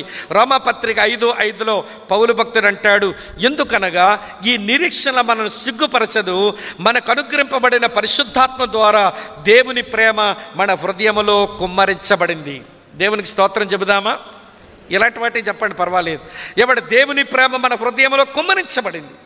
పరిశుద్ధాత్మ దేవుడు లోపలికి వచ్చాడు, మన లోపల ఎల్లప్పుడూ నివసించడానికి వచ్చాడు, మన దేహాన్ని ఆయన ఆలయంగా చేసుకోవడానికి వచ్చాడు, ఆయన సమృద్ధైన స్వేచ్ఛతో జీవించడానికి వచ్చాడు. అలా లోపలికి వచ్చిన పరిశుద్ధాత్ముడు ఊరకనే రాలేదు, ఆయన దేవుని ప్రేమని లోపల తెచ్చేసి మన లోపలికి వచ్చాడు. ఆయన పరిశుద్ధాత్మ దేవుడట ఉత్తి చేతులతో వచ్చే చుట్టం కాదట. ఒక ఆయన అన్నాడు, ఆయన ఉత్తి చేతులతో వచ్చే చుట్టం కాదు, ఆయన వస్తువునే ఆయన ఏం తెచ్చాడో తెలుసా? ప్రేమనే తెచ్చాడంటే ఉత్తి ప్రేమను అనుకుంటున్నారేమో, ఆయన వచ్చింది ఉత్తి ప్రేమను కాదు, పరలోకమే తెచ్చి లోపల పెట్టేశాడు అంటాడు. క్రైస్తవుడు అంటే పరలోకాన్ని పరిశుద్ధాత్మ ద్వారా లోపలికి తెచ్చుకుని ఒక శక్తివంతమైన వ్యక్తి అంటాడు ఒక వ్యాఖ్యానకర్త అయితే. కనుక ప్రియులారు, ఇప్పుడు ఏ ప్రేమ చేత నేను నా సహోదరులను ప్రేమించాలి అంటే పరిశుద్ధాత్మ ద్వారా నా లోపల కుమ్మరించబడిన ప్రేమతో నేను నా తోటి సహోదరులను ప్రేమించినప్పుడు నేను శిష్యుడును, నేను ప్రేమించడము నా బాధ్యత. శిష్యునిగా నా బాధ్యత ఏంటనంటే నా తోటి శిష్యులను, నా తోటి సహోదర సహోదరులను ప్రేమించడము నా బాధ్యత. ఇలా మీకు జ్ఞాపకం చేస్తాను, వినండి ప్రియులారా, ఇలా మీకు జ్ఞాపకం చేస్తాను. నా తోటి సహోదరులను ప్రేమించడం నా బాధ్యత అయినప్పుడు ఆ ప్రేమతో పొరుగువారి విషయమై, నా తోటి సహవిశ్వాసుల విషయమై బాధ్యత కలిగిన వ్యక్తిగా నేను ఉండాలిగా. కొంతమంది ఎట్లుంటారో తెలుసా? కయ్యూను తమ్ముళ్ళులాగా, కయ్యూను చెల్లులాగా, దానికి నేను కాపలా గత్తెనా, వీడికి నేను కాపలా వాడినా, ఆడి సంగతి నాకెందుకు, వీడి సంగతి నాకెందుకు అన్నట్టుగా కయ్యూను తమ్ముళ్ళు అక్క చెల్లుల్లాగా బతికేస్తుంటారు మన వాళ్ళు. లేదు లేదు, ఒకే రక్తంలో కడగబడ్డాం, ఒకే ఆత్మను పొందుకున్నాం, ఒకే విశ్వాసాన్ని కలిగి ఉన్నాం, ఒకే నిరీక్షణ కలిగి ఉన్నాం, దేవుని కుటుంబంలో సభ్యులమైనటువంటి మనం వినండి, ఒకరి విషయమై ఒకరు ప్రేమతో కూడిన పట్టింపు కలిగి జీవించాల్సిన అవసరత ఉంది. అలా జీవించేవారు ఇట్లుంటారని పౌలు ఒక దగ్గర చెప్పాడు. ఆ మాట చూపిస్తాను, చాలా మంచి వచనం. ఈ ఒక వచనమే పెద్ద ప్రసంగం అవుతుంది, మీరు తరువాత ధ్యానం చేసుకోండి. 1 తెస్సలోనిక పత్రిక 5వ అధ్యాయం నేను 14వ వచనం చదువుతున్నాను చూడండి. 1 తెస్సలోనిక పత్రిక 5వ అధ్యాయం 14వ వచనం, సహోదరులారా, నేను మీకు బోధించినదేమనగా అక్రమంగా నడుచుకున్న వారికి బుద్ధి చెప్పండి, ధైర్యము చెడిన వారిని ధైర్యపరచండి, బలహీనులకు ఊతనియండి, అందరి ఎడల దీర్ఘశాంతాన్ని మీరు కలిగి ఉండండి. నా సహోదరుడి పట్ల, నా సహోదరి పట్ల ఆ ప్రేమ ఉన్నప్పుడు, పరిశుద్ధాత్మ దేవుడు కుమ్మరించే ఆ ప్రేమను నేను సాధకం చేస్తున్నప్పుడు ప్రియులారా వినండి, ఎవరైనా అక్రమంగా నడుస్తుంటే దేవుని సేవకులు చెప్పుకుంటారు, దేవుని సేవకురాలు చెప్పుకుంటుంది, నాకేం పట్టింది బాధ, నేనెందుకు వాళ్ళకి చెప్పి చెడ్డైపోవాలి అనుకోడు ప్రేమ కలిగిన వాడు. నన్ను అర్థం చేసుకున్న అర్థం చేసుకోకపోయినా ఒక అక్రమ విధానంలో ఉన్నాడు సహోదరుడు, ఒక తప్పుడు విధానంలో ఉంది సహోదరి, నేను చెప్పగలిగిన మాట చెప్పాలి అని ప్రేమతో చెప్పే ప్రయత్నం చేస్తుంది. కొంచెం చెప్పి మనం చెడ్డైపోతా అవ్వచ్చు, కానీ మనకు పరలోకమందు బహుమానం ఉంటుంది అనే మాట మాత్రం మర్చిపోకండి. నువ్వు చెప్పక నువ్వు దేవుని యొద్ద వినండి ప్రియులారా, నీవు తీర్పు పొందే మనిషిగా మిగిలిపోయే ప్రమాదం ఉందని కూడా మీరు గమనించాలి. కానీ అక్రమంగా నడిచే వారికి బుద్ధి చెప్పండి, ధైర్యం చెడిన వారిని ధైర్యపరచండి. ఈ కోవిడ్ కాలంలో ప్రియులారా, ధైర్యం చెడిపోయిన మనుషులు ఎంతమందిని చూసామో. మీకు విడ్డూరం చెప్పనా, కరోనాతో చచ్చిన వాళ్ళ కంటే ధైర్యం చెడిపోయి చచ్చిన వాళ్ళు ఎక్కువైపోయారు. ఏలూరులో ఆశ్రమం హాస్పిటల్ అన్నట్టు ఉంటుంది, మెడికల్ కాలేజ్. అందులో కుర్రగాడు కోవిడ్తో జాయిన్ అయ్యాట.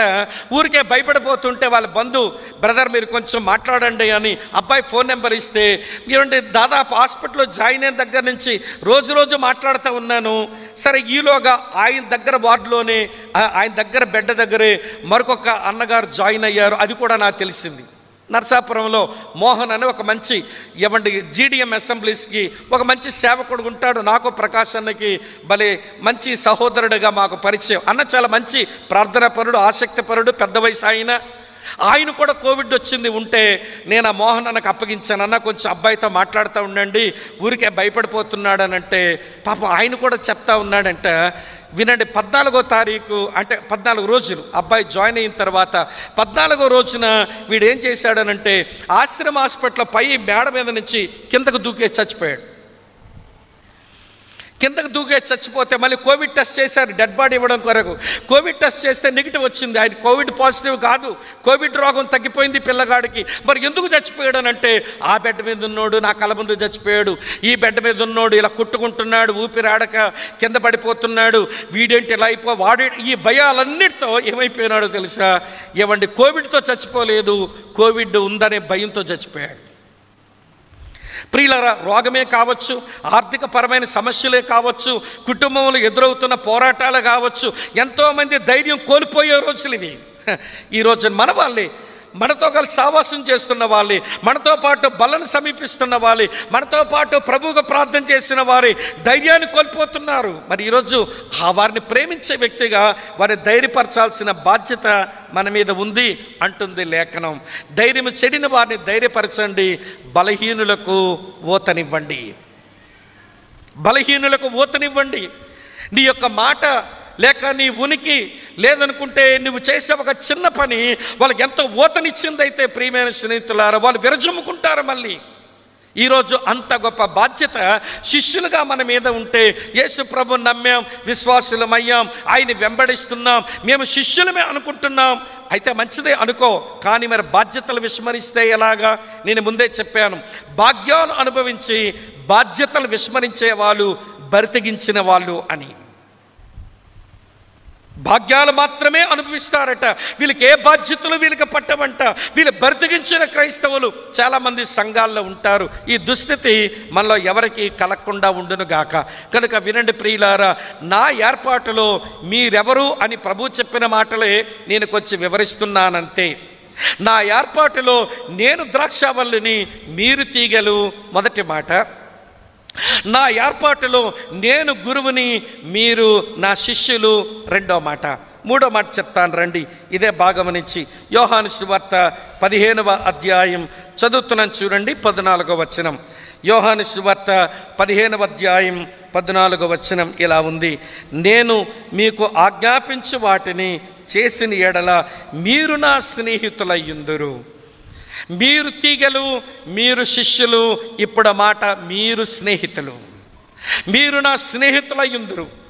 ప్రియమైన మిత్రులారా గమనించండి, సృష్టికర్త అయిన దేవుడు మహాగణుడు, మహోన్నతుడు, పరిశుద్ధుడు, నిత్య నివాసి అని అనిపించుకున్నవాడు, ఆకాశమే తన సింహాసనం, ఈ భూమి తన పాదపీఠం అని సెలవిచ్చిన దేవుడు మన స్నేహానికి దిగి రావడం ఇది అన్ని అద్భుతాల కంటే మహా గొప్ప అద్భుతం. నీ స్నేహానికి దిగి వచ్చాడు, నా స్నేహానికి దిగి వచ్చాడు. వినండి ప్రియులారా, మనతో నేస్తరకం కట్టడానికి ఆయన ఇష్టపడ్డాడు, మనతో స్నేహబంధం కలిగి ఉండడానికి ఇష్టపడి మన వరకు వచ్చాడు. వినండి ప్రియులారా, ఆయన రావడంలో ఆయన మనలాంటి పాప శరీరాకారంతో దిగివచ్చి మనతో స్నేహం చేయడానికి మనల్ని ఆహ్వానించాడు చూడండి. తనతో స్నేహం చేయడానికి మనల్ని పిలుస్తున్నాడు చూడండి. అది మన యొక్క భాగ్యం, అది మన ఆధిక్యత, అది మన ఆధిక్యత. ఎవరితో స్నేహానికి పిలువబడ్డాము? ఇలాంటి సమాజంలో ఒక ఐఏఎస్ ఆఫీసర్ ఒక ఫ్రెండ్ లాగా మనం పలకరిస్తే చాలండి, భుజాలు గజాలు అయిపోతాయి.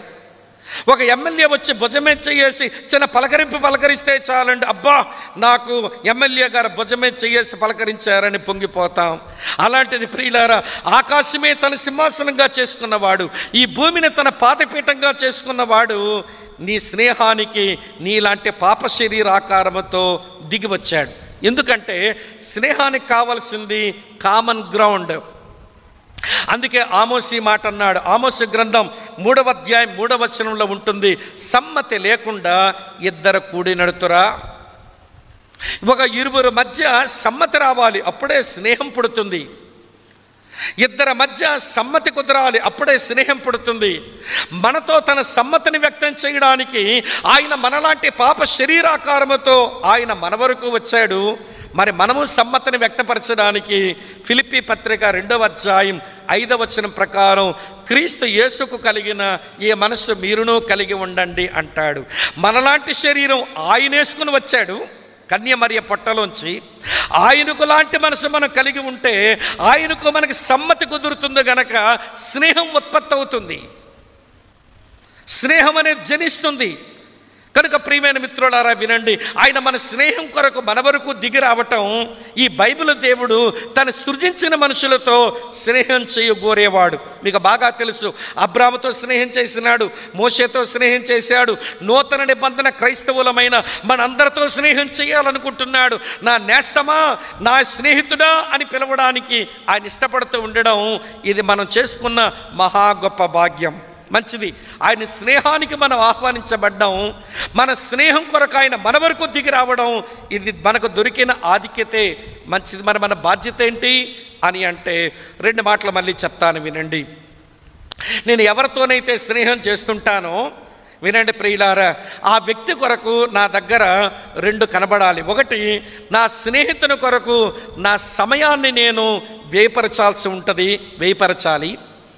అలాగనే నా స్నేహితుని కొరకు నా దగ్గర ఏదో ఉంది, అతనికి కావలసింది నేను ఇవ్వాలి. అది నేను ధనము కూడా ఇచ్చి నా స్నేహాన్ని నేను వ్యక్తపరచుకోవాలి. ఈ 2 కలిపితే సమర్పణ. స్నేహితునికి ఉండేటువంటి మొదటి బాధ్యత ఏంటో తెలుసా? నీ సమయము, నీ ధనము లేదా నీ బలం కూడా కలుపుకోండి, సమర్పణతో నా స్నేహాన్ని పటిష్టం చేసుకోవాలి. యేసు ప్రభు నేస్తమా నీ దగ్గరకు వస్తున్నాడు, కానీ నువ్వేమో సరైన సమర్పణ లేకుండా, వినండి ప్రియులారా, నీ సమయమా సమర్పించావు, నీకున్న ఎవడి తలాంతులా సమర్పించావు, నీకున్న బలమా సమర్పించావు, నీకున్న ధనమా సమర్పించావు. ప్రతి దాంట్లో కూడా బిగబట్టుకొని నీకు దేవుడిచ్చిన సమయాలన్నీ నీవే కష్టపడి సంపాదించుకున్నట్టు నీ సమయం నీ కొరకే వాడుకుంటావు. నీవు సంపాదించిన డబ్బంతా నా కష్టార్జితం అనుకుంటున్నావు తప్ప, దేవుడు ఆయుష్ ఇస్తే, ఆరోగ్యం ఇస్తే, కష్టించే పనిచేసి సంపాదించే నెరక ఈ డబ్బుకు నేనే హక్కుదారుడన్నట్టు బతుకుతాము. ఆ కారణం చేత ప్రియులారా, మన బాధ్యతను స్నేహితులుగా మనం విస్మరిస్తున్నాం. ఇంకొక మాట చెప్తాను, స్నేహితుని యొక్క బాధ్యతలు, మొదటి బాధ్యత సమర్పణ అయితే, 2వ బాధ్యత ఏంటో తెలుసా? వినండి ప్రియులారా, పారదర్శకత.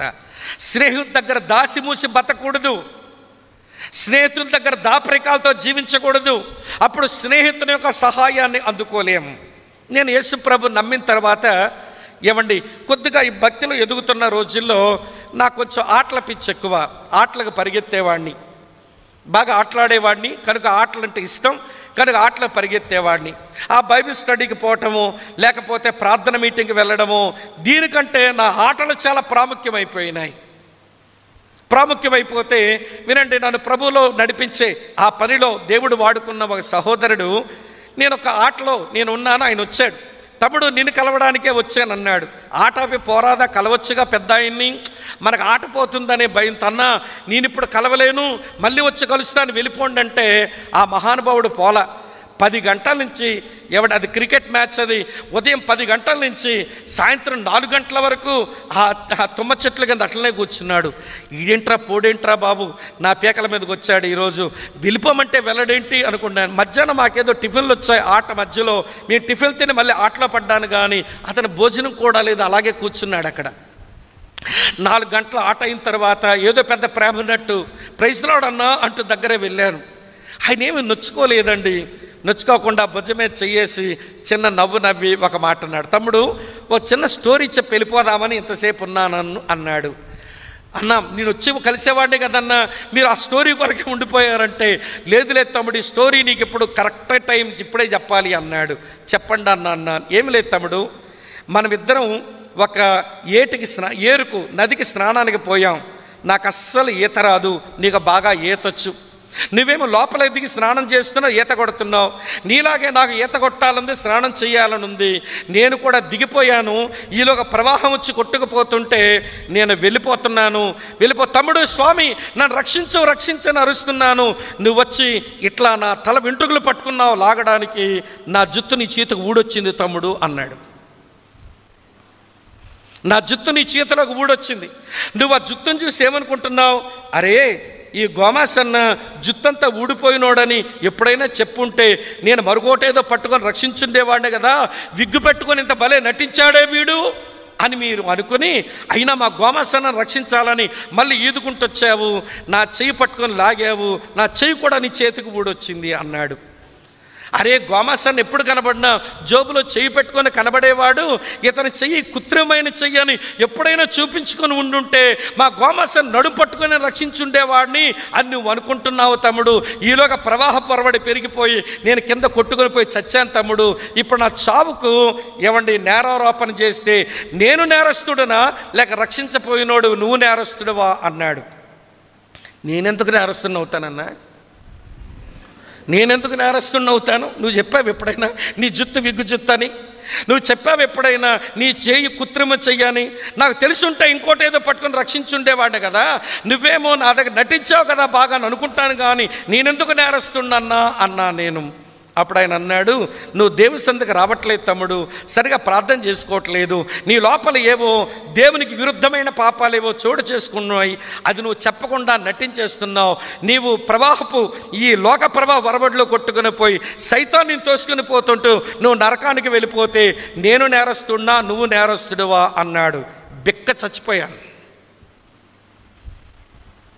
నువ్వు నిజంగా నాతో సావాసం చేస్తే, నేను నీకు ఒక ఆధ్యాత్మిక అన్నయ్యను స్నేహితుడిని అనుకుంటే నీ దగ్గర ఏవో దాపరికాలు ఉన్నాయి తమ్ముడా, అందుకే నేను ఏమి సహాయం చేయలేకపోతున్నాను, నువ్వు ఇలా దాచుకోవడం నీకు సరైనది అనిపించిందా అన్నాడు. ప్రియులారా, మనసంతా కలుక్కుమంది ఆ రోజున. ఈ రోజున మన దగ్గర ఏమనుకోకపోతే చెప్తాను, దేవుని సేవకులకు కళ్ళు మూసి జల్లగొట్టే విశ్వాసులు ఉంటారు. సేవకులకు తెలియనివ్వరు, తోటి విశ్వాసులు తెలియనివ్వరు, వారి లోపాలు అస్సలే కనబడినివ్వరు.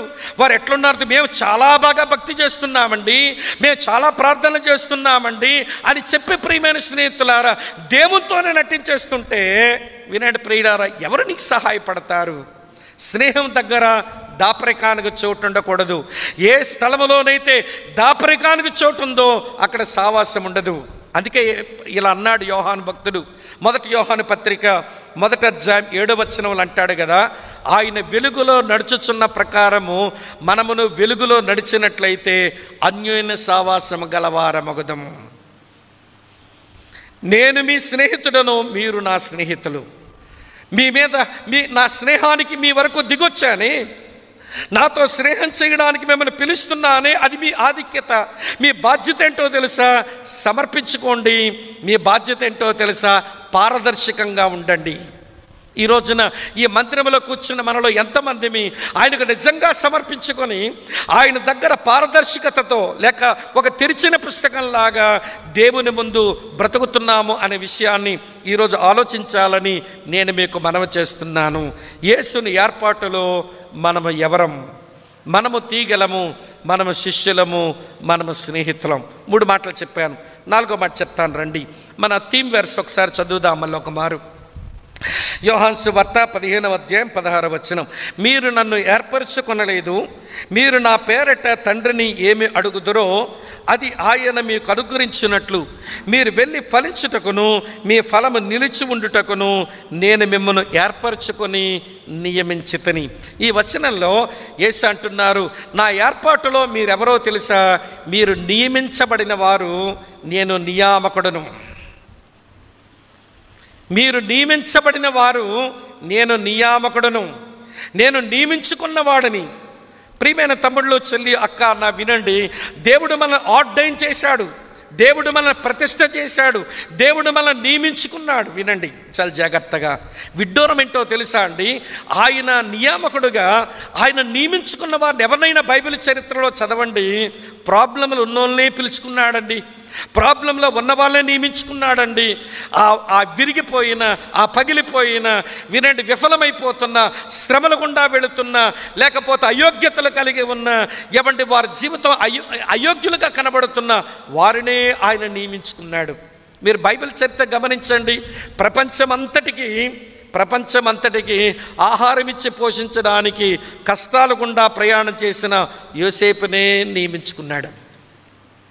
430 సంవత్సరాలు ఐగుప్తు బానిసత్వములు ఉన్న వారిని విమోచించి కనాను దేశంలో తీసుకురావడానికి నోటి మాంద్యము గల మోషేనే నియమించుకున్నాడు. వినండి ప్రియమైన స్నేహితులారా, ఏమంటే మిద్యానీయుల భయముతో గడగడలాడిపోతున్నటువంటి ఆ మనుషులను బయటకు లాగడానికి, ఒక సైన్యాన్ని నడిపించడానికి పిరికి బందలాగా బతుకుతున్న గిద్యోనినే ఎట్లా మీరు ఎవరన్నా చూడండి, ప్రాబ్లమ్స్లో ఉన్న వాళ్ళని, పగిలిపోయినటువంటి వారిని, విరిగిపోయినటువంటి వారిని, ఏమంటే నిష్ప్రయోజకులైన మనుషులను, చివరి అయోగ్యులైన మనుషులను ఆయన నియమించుకున్నాడు. ఆయన నియామకానికి ఆధారం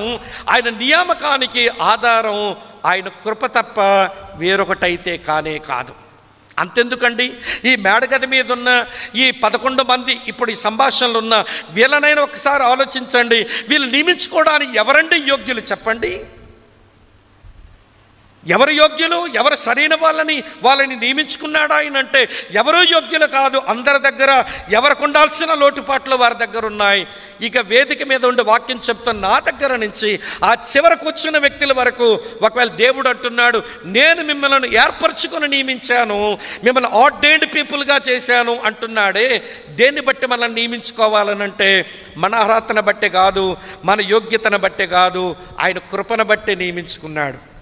ఆయన కృపను బట్టి మనము నియమించబడ్డం అనేది మనకు దేవుడిచ్చిన భాగ్యమైతే మన మీద మరొక 2 బాధ్యతలు ఉన్నాయి. అది చూపిస్తాను రండి ప్రియులారా.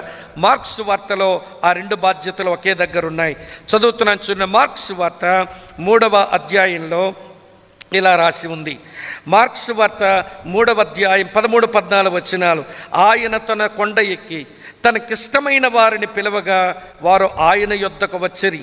వారు తనతో కూడా ఉండునట్లును దెయ్యములను వెళ్ళగొట్టు అధికారము గలవారై సువార్త ప్రకటించుటకును వారిని పంపవలనని ఆ 12 మందిని నియమించెను అని మనం చూస్తాం.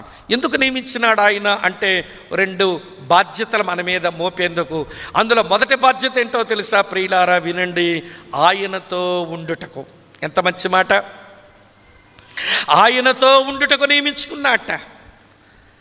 ప్రభునందు ప్రియులారా, ఈ మాట మీరు గమనించాలి. చాలా వరకు మనకి ఏమనిపిస్తుందంటే, మనుషుల మధ్యలోనికి వెళ్ళి మనుషుల మధ్యలో ఏదో అవుదామని, ఏదో చేద్దామని ఉంటుంది.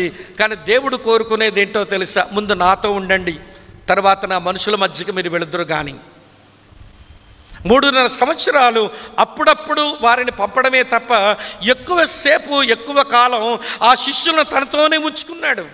తనతో ఉంచుకోవడం వలన వినండి ప్రియులారా, ఆయన మాటల సరళి, ఆయన జీవన విధానం, ఆయన ప్రణాళికలు, ఆయన ప్రార్థన, ఆయన హృదయం, ఆయన శీలం, ఆయన నడవడిక అన్ని చక్కగా వారు నేర్చుకోవడానికి వీలు పడింది. ఈరోజు దేవుడు మనల్ని నియమించుకున్నాడు. ఎందుకంటే ఆయనతో ఉండడానికి. ముందు ఆయనతో ఉండే మనసుతో గడుపుదాం, తర్వాత ఆయన కొరకు ఏదన్నా తర్వాత చేద్దాం. మనకున్నటువంటి ఒక భయంకరమైన అత్యాశ ఏంటనంటే, దేవుని కొరకు ఏదో అయిపోదాం, దేవుని కొరకు ఏదో చేద్దామని ఉంటుంది. చేద్దాం ఒక రోజున, కానీ ముందు ఆయనతో ఉందాం. ఆయనతో ఉండి ప్రియులారా, ఆయన చేత సంసిద్ధులుగా చేయబడి, ఆయన చేత సన్నద్ధులుగా తీర్చబడి, ఆయన చేత సామర్థ్యము నొంది ప్రియులారా వెళ్ళిపోవడానికి ప్రయత్నం చేయాలి. అంతేగాని ముందు వెళ్ళిపోవడం కాదు. పౌలు లాంటి వాడి వలన ఇంత గొప్ప పరిచర్య జరగడానికి కారణం, అరేబియా దేశంలో దాదాపుగా 3 సంవత్సరాలు ఆయనతోనే ఉన్నాడు. 40 సంవత్సరాలు ఇశ్రాయేలు ప్రజలు నడిపించే ఆ గొప్ప పని కొరకు ఒక 40 సంవత్సరాలు మిద్యాన్ అరణ్యములో ఉండి వినండి, కొన్నిసార్లు ఆ ఒంటరితనములో దేవుని సన్నిధిని వెతికాడు. ఏవండి మోషే భక్తుడు దేవుని ప్రత్యక్షతను పొందాడు. నేను మాటలు మీకు ఎందుకు జ్ఞాపకం చేస్తున్నానంటే, నేనెందుకు నియమించబడ్డానంటే ముందు నేను ఆయనతో ఉండడానికి. తర్వాత మాట ప్రభు ఏమన్నారంటే, నాతో ఉండడానికి నియమించుకున్నాను, తర్వాత నా సేవ చేయడానికి నియమించుకున్నాను. తన దెయ్యాలు వెళ్ళగొట్టడం, దానికి అధికారం ఆయన ఇచ్చాడు. సువార్త ప్రకటించడం, ఇవ్వండి ఈ అధికారం ఇచ్చి వాళ్ళకి సువార్తను ప్రకటించడానికి వారికి సువార్తనిచ్చి ఆయన పంపించాడు అని మనం రెండు విషయాలు. ఆయనతో ఉండుటకు, ఆయన సేవ చేయుటకు నేను నియమించబడ్డాను. సేవ తరువాత ముందు ఆయనతో ఉండడం అది మొదటి పని అని మనం దయచేసి మనం గమనించాలి.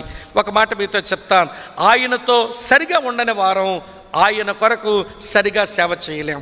అందుకనే ప్రభు నాతో ఉండడానికి నియమించుకున్నాను, ముందు నాతో ఉండండి, తర్వాత నా సేవ చేయడానికి, తర్వాత నేను మిమ్మల్ని పంపిస్తాను అన్నాడు.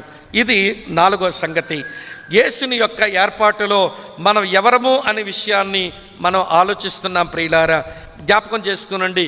మీరు తీగలు, మీరు శిష్యులు, తర్వాత మీరు స్నేహితులు, తర్వాత మీరు నియమించబడిన వారు. 5వ సంగతి చెప్పి ముగించేస్తాం. ఇదే యోహాను సువార్త 15వ అధ్యాయంలో ఇలా వ్రాసి ఉంది. ప్రియులారా, చదువుతున్నాను చూడండి ఈ మంచి మాట. 20వ వచనం ఇలా ఉంది. యోహాను సువార్త 15వ అధ్యాయం 20వ వచనం. దాసుడు తన యజమానుని కంటే గొప్పవాడు కాడని నేను మీతో చెప్పిన మాట జ్ఞాపకం చేసుకునుడి. లోకులు నన్ను హింసించిన ఎడల మిమ్మును కూడా హింసింతురు, నా మాట గైకొనని ఎడల మీ మాట కూడా గైకొందురు అన్నాడు. ఈ వచనంలో ఆయన చెప్పిన మాట ఏంటో తెలుసా? దాసుడు తన యజమానుని కంటే గొప్పవాడు కాడు అన్నాడు. ఈ వచనంలో ప్రభు చెప్తున్న మాట ఏంటో తెలుసా? మీరెవరో తెలుసా? దాసులు అంటున్నాడు. నేను యజమానిని, నేను మిమ్మల్ని స్నేహితులుగానే పిలుస్తున్నాను, అందులో ఏమీ అనుమానమే లేదు. కానీ నేను యజమానిని, మీరు దాసులు అనే విషయాన్ని మీరు గమనించాలి అన్నది ప్రభు యొక్క మనసు. ప్రియులారా వినండి, యజమాని వినండి. ఇక్కడ దాసులు అనేటువంటి మాట ఏమంటే బాండ్ సర్వెంట్ లేదంటే కట్టు బానిస అని అర్థం ఇచ్చి కీలకమైన పదం ఇక్కడ ఉపయోగించబడితే, యేసు ఎవరు అంటే మనల్ని కొనుక్కున్న మన యజమాని. ఆయన మనల్ని కొనుక్కున్న మన యజమాని.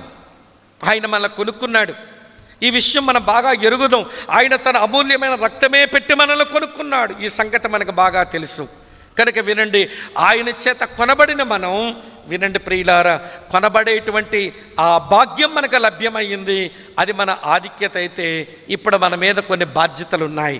ఏమిటా బాధ్యత అంటే, దాసుని యొక్క బాధ్యత ఏంటో తెలుసా? మొదటి మాట, ఆయన చిత్తము చేయుట. అంతే. నా యజమానుని చిత్తము చేయటమే నాకు అన్నపానం అనుకోవడం వరకు మనం రావాలి. నా తండ్రి చిత్తము చేయటమే నాకు అన్నపానాలు అనుకున్నాడే మన ప్రభు.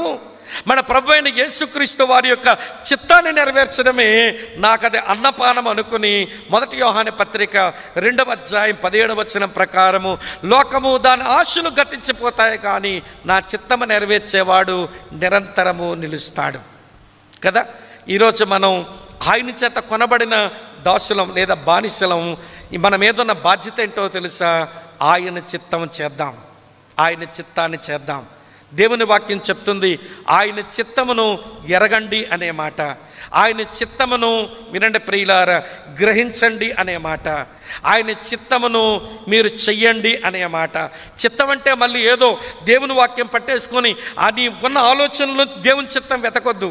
దేవుడు ఆల్రెడీ తన చిత్తం ఏదో వాక్యంలో స్పష్టంగా చెప్పాడు. నేను ఒక లైన్ ఇలా అనుకుంటాను, దేవుని చిత్తం ఏంటో తెలుసా? అందరూ రక్షించబడాలి అన్నది ఆయన చిత్తం, అంతే. రెండో మాట, రక్షించబడిన వారందరూ పరిశుద్ధంగా జీవించాలి, అదని చిత్తం, అంతే. పరిశుద్ధపరచబడిన వారంతా నా సేవ చెయ్యాలి, అదని చిత్తం, అంతే. ఆయన సేవ చేసే వారందరూ శ్రమపడాలి అని చిత్తం, అంతే. శ్రమపడే వారంతా కూడా శ్రమలో నా చిత్తం ఏదో తెలుసుకోవాలి, అదని చిత్తం, అంతే. ఈ 5 సంగతులు తెలియకపోతే ఇక ఏ కోణంలో నువ్వు ఆయన చిత్తాన్ని వెతుకుతావు? ప్రభునందు ప్రియమైన స్నేహితులారా, ఆయన యొక్క సంపూర్ణ చిత్తం మరి తేటగా లేఖనములో బోధించినా కానీ ఇంకా మాకేదో ఆయన చిత్తం తెలియదు అన్నట్టుగా వినండి సర్కస్సులు చేస్తున్నారు మన వాళ్ళు. ఈ 5 మాటలను కనీసం జ్ఞాపకం ఉండనివ్వండి. అందరూ రక్షించబడాలన్నది ఆయన చిత్తం, రక్షించబడిన వారంతా పరిశుద్ధంగా జీవించాలన్నది ఆయన చిత్తం, పరిశుద్ధంగా జీవిస్తున్న వారంతా ఆయన సేవ చెయ్యాలన్నది ఆయన చిత్తం, సేవ చేస్తున్న వారందరూ శ్రమపడాలి అన్నది ఆయన చిత్తం, శ్రమపడే వారందరూ శ్రమలో ఆయన చిత్తాన్ని తెలుసుకోవాలన్నది మళ్ళీ ఆయన చిత్తం, అంతే. మరి దాసులంగా ప్రియులారా, ఆయన చేత కొనబడినటువంటి ఎవడి కట్టుబానిసలంగా ఆయన చిత్తం చేద్దాము.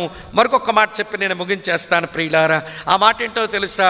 నేను యజమానిని, మీరు నా దాసులైతే, నేను కొనుక్కున్న దాసులు, మీరు కట్టుబానిసలు గనక వినండి, పనివానికి జీతం ఉంటుంది, బానిసకు జీతం ఉండదు. సర్వెంట్కు శాలరీ ఉంటుంది, స్లేవ్కి శాలరీ ఉండదు. పనివానికి హక్కులు ఉంటాయి, ఈ టైంకి వస్తాడు, ఈ టైంకి పోతాడు, కానీ బానిసకు హక్కులు ఉండవు. పనివాడు వినండి ప్రియులారా, పనివాడు వేతనం కొరకు పనిచేస్తాడు, వినండి ప్రియులారా, కానీ బానిస వేతనం కొరకు ఎదురు చూడ్డు. పనివాడికి రెస్పెక్ట్ కొరకు ఎదురు చూస్తాడు, బానిస రెస్పెక్ట్ కొరకు ఎదురు చూడడు. బానిసకు గౌరవం లేదు, బానిసకు జీతం లేదు, వినండి, బానిసకు హక్కులు లేవు, బానిసకు అసలు తన మీద తనకే హక్కులు లేవండి. ఇంకెందుకు ఒక మాటలో చెప్పాలంటే, బానిసకు తన మీద తనకే హక్కులు లేవు. క్రైస్తవుడు అంటే నా ప్రభు అయిన యేసు నాకు యజమాని అని ఎంచుకున్నవాడు, నేను ఆయన చేత కొనబడ్డాను అని గ్రహింపు కలిగినటువంటి మనకు మన మీద మనకే హక్కులు లేవు అన్నట్టుగా మన మీద సర్వ హక్కులు ఆయనకి ఇచ్చినప్పుడే వినండి మనము దాసులము అనే దానికి సరిపోతాం. యేసయ్య అంటున్నాడు, నేను మిమ్మలను ఏర్పరచుకున్నాను. నా ఏర్పాటులో మీరెవరో తెలుసా? మీరు తీగలు, నేను ద్రాక్షావల్లిని. నాలో నా తండ్రి మిమ్మల్ని అంటుగట్టాడు, ఇది మీకు దొరికిన ఆధిక్యతే. అయితే మీరు నాలో నిలిచి ఉండి నా తండ్రి కొరకు ఫలించండి, ఇది మీ బాధ్యత. నా ఏర్పాటులో మీరెవరో తెలుసా? మీరు నా శిష్యులు, నేను మీ గురువుని. నా శిష్యత్వానికి మిమ్మల్ని పిలిపించానే, అది మీరు పొందిన ఆధిక్యత. ఇప్పుడు శిష్యులుగా మీ బాధ్యత ఏంటో తెలుసా? శిష్యులుగా మీరు నా వాక్యమందు నిలిచి ఉండండి, తర్వాత మిమ్మల్ని మీరు ఒకరికొకరు ప్రేమించుకొనండి.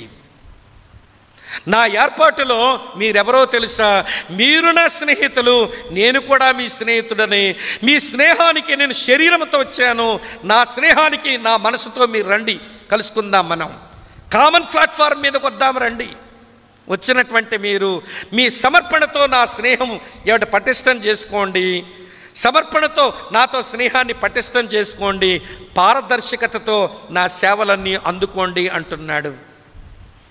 నేను మీ నియామకుడును, మీరు నా చేత నియమించబడిన వారు. నా ఏర్పాటులో యు ఆర్ ఆర్డైన్డ్, మీరు నియమించబడిన వారు, మీరు ప్రతిష్ఠించబడిన వారు అంటున్నాడు. ఎందుకు ప్రతిష్ఠించాడట? మనం ఆయనతోనే ఉండేందుకు, ఆయన సేవ చేసేందుకు ఆయన మనల్ని నియమించుకున్నాడు. ఇది ఆయన ఏర్పాటులో మన నియామకం. ఆయన ఏర్పాటులో ఆయన యజమానుడు, మనము దాసులం. ఆయన మనల్ని దాసులుగా చేసుకోవడానికి మనల్ని కొన్నాడు, బానిసల సంతలో కొన్నాడు. సైతాను వేసిన వ్యసనాల కట్లతో ఉండిన బానిసల సంతలో అమ్మబడుతున్న, వినండి, పాపానికి దాసులుగా జీవిస్తున్న మనల్ని తన అమూల్యమైన రక్తం పెట్టి ఆయన కొనుక్కున్నాడు. కనుక ఈ రోజున బానిసలంగా, దాసులంగా ప్రియమైన స్నేహితులారా, ఆయన చిత్తము చేయటమే నాకు అది అన్నపానము అని బతికితే మన బాధ్యతను మనం సరిగా మనం గ్రహిస్తున్నట్టు లెక్క. తరువాత నా మీద నాకేమీ హక్కులు లేవు, నా దేహం మీద నా హక్కు లేదు, నా ప్రాణం మీద నా హక్కు లేదు, నా ఆత్మ మీద నాకు హక్కు లేదు, నాకున్న డబ్బు మీద నాకు హక్కు లేదు, దేవుడు నాకు ఇచ్చిన కుటుంబం మీద నాకు హక్కు లేదు, దేవుడు నాకు ఇచ్చిన వినండి కష్టార్జితం మీద కూడా హక్కు లేదు. వీటన్నిటికీ నేను కేవలం ఒక గృహ నిర్వాహకుడిని మాత్రమే. వీటన్నిటికీ నేను తిరిగి ఆయనకు నేను లెక్కప్పగించుకోవాలి. ఇవన్నీ నా మేలు కొరకు, నా సంతోషం కొరకు, ఆయన మహిమ కొరకు నా ప్రభువు నాకు అనుగ్రహించాడు అనే విషయం మనకి ఈరోజు తప్పనిసరిగా అది అర్థం కావలసిన విషయమని మీ సహోదరునిగా నేను మీకు మనవి చేస్తున్నాను. కనుక వినండి, నేను మిమ్మల్ని మీరు నన్ను ఏర్పరచుకొనలేదు, నేను మిమ్మల్ని ఏర్పాటు చేసుకున్నాను. మీరు నన్ను ఏర్పరచుకొనలేదు, నేను మిమ్మల్ని ఏర్పాటు చేసుకున్నాను. నా ఏర్పాటులో మీరు తీగలు, మీరు శిష్యులు, మీరు స్నేహితులు, మీరు నియమించబడిన వారు, మీరు దాసులు. మీకు పరిచయం చేయడానికి నేను నిజమైన ద్రాక్షావల్లిని, నేను గురువును, నేను మీ స్నేహితుడను, నేను నియమించిన వాడను, నేను మీ యజమానిని. ఈ సత్యాలు మనం ఒప్పుకుంటే మన విశ్వాసుల సదస్సుకు ముఖ్య వచనానికి మనం సరైన గ్రహింపుకు వచ్చినట్టు లెక్క. మనలో ఎంతమంది ప్రియులారా, ఈ బిరుదులకు, ఈ టైటిల్స్కు, ఈ ఆధిక్యతలకు, ఈ బాధ్యతలకు సరిపడా జీవితానికి మనల్ని మనం అప్పగించుకున్నామో ఆలోచిస్తూ ప్రార్థన చేసుకుందాం. తల వంచండి, కళ్ళు మూసుకునండి.